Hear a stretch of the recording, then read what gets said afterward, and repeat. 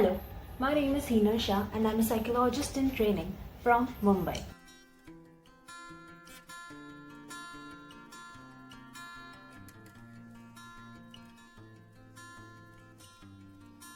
Getting emotional was considered an insult. It was also very often associated with femininity. Like if a man cries, then he is a female. Only females cry, only females are weak or emotional. Even hysteria was associated only to women. But I think the recent times are changing. I think that the wave of change is upon us and people are slowly recognizing the importance of mental health along with their physical health. After all, they both work in harmony, right? One cannot exist without the other. So I'm hopeful about the change, and I do think that in recent times it is not an insult but a thing of courage. In fact, if I ask you a simple question, how difficult or how much courage will it take for you to answer the question, how are you really, in an honest manner?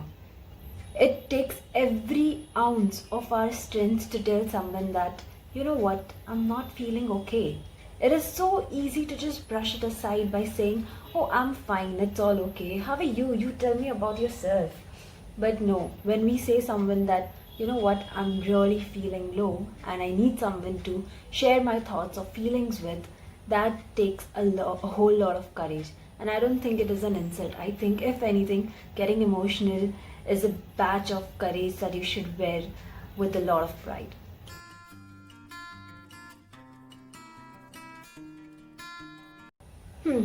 A very interesting question, especially coming from a collectivist culture of India, of East, of the beautiful land of living together. We all believe in harmony, joint families, and a lot of cohesion. It is true. It is true that the collectivist culture does not really leave any space for expressing our emotions, that they might have taken our right to feel or our emotions by saying that no, you can't, you don't have the time, you don't deserve to feel that way because you have everything. They often tell us every reason to not feel a certain emotion. But if you ask me, I think we as a youth have the strength, have the resources to change this thinking. I think it is time that we reclaim our right to feel emotions, because emotions are developed within us. They are so subjective to every individual depending on their experiences. Then how can a culture or how can a society understand what you or me are feeling?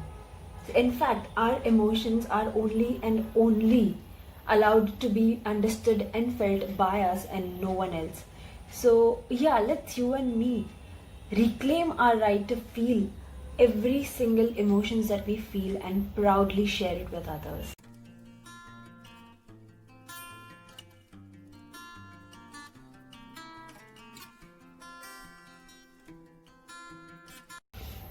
Quite a tricky one, but I think I'm going to go with false, because I believe that yes, heightened emotional state can be not the best state to take decisions, because your decisions might be guided by emotions rather than facts or analysis or data.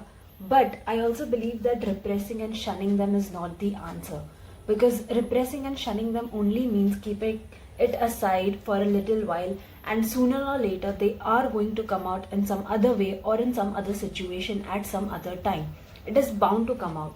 So a better or a more healthy way would be to deal with your emotions, bring yourself to a neutral state, and then take any important decisions that you have to take about your business, your personal life, or anywhere else in your life situation.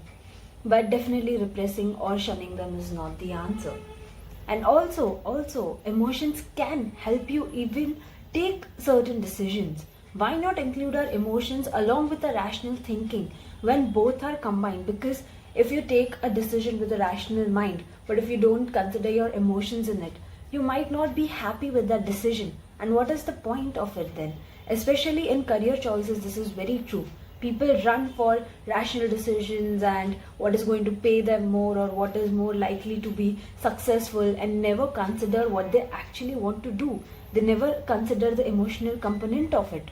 But when they don't consider the emotional part of it, they are unhappy in their career choice. So, yes, please, if you are someone who represses or suppresses their emotion so that they can be more effective and more productive in their life, that is not true. Please deal with your emotions, work through them. If you are feeling very overwhelmed by them, then go see a therapist and work through your feelings. I am sure that you will be able to take much better decisions with it then.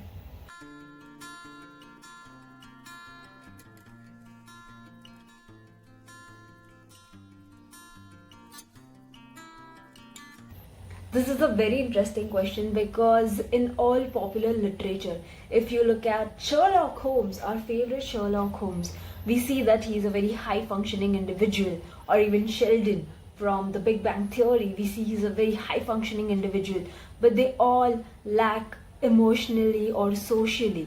But I think here it is very important to make the distinction between general intelligence and emotional intelligence. A lot of recent researchers have shown that emotional intelligence or even social intelligence is as important, if not more important, than general intelligence. Because general intelligence may help you in getting forward in your career, may help you with creative ideas, but what is going to help you with leading a more fulfilling and happy life is emotional intelligence and social intelligence. Because we animals are social animals, we cannot thrive alone. We need a group of people, we need constant support, love, and other esteem needs to survive. So this is, I believe that emotions are not nuisance, they are just misunderstood. And I surely hope and I pray that in future representation of smart or high functioning individuals, popular literature or media does represent them in a more emotionally mature way as well, along with their quirky intelligence.